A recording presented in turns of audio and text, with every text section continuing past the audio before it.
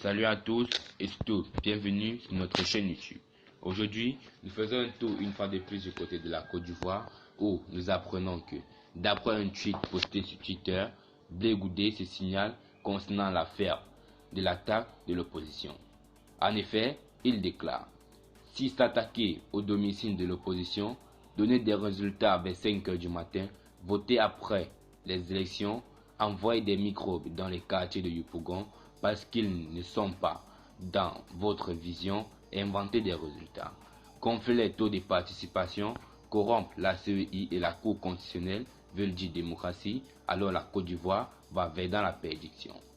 Les pauvres populations d'Abidjan, comme dans les communes de Koumassi, Yopougon et j'en passe, ne peuvent plus dormir en paix. Pareil pour les villes de l'intérieur où les populations sont brûlées.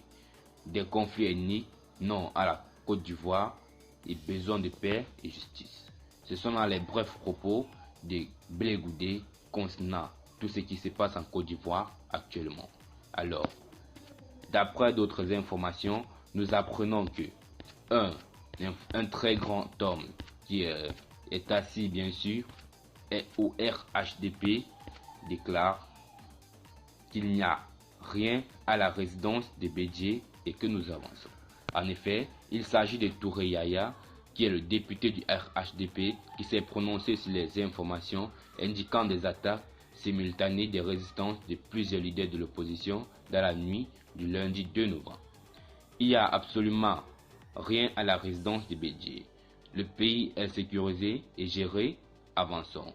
Le train du développement nous attend pour la continuité de la construction et la motivation ivoirienne, a affirmé le jeune cadre du RHDP dans la nuit du lundi. Avant d'échanger, l'heure de la médiocrité est révolue, notre combat est juste pour la construction de notre nation ivoirienne. Certains veulent un gouvernement de transition pour être ministre juste pour leur confort et celui-ci de leur enfant tout en ignorant le peuple, a déclaré ce mardi 3 novembre le député Touré Alpha Yaya. Rappelons que, selon des sources concordantes, des coups de feu auraient été entendus près du domicile de l'ancien président ivoirien Henri Konan Bédié tard dans la nuit du lundi.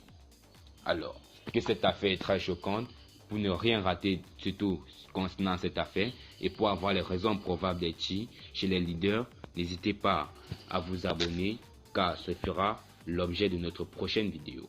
A plus et bon visionnement.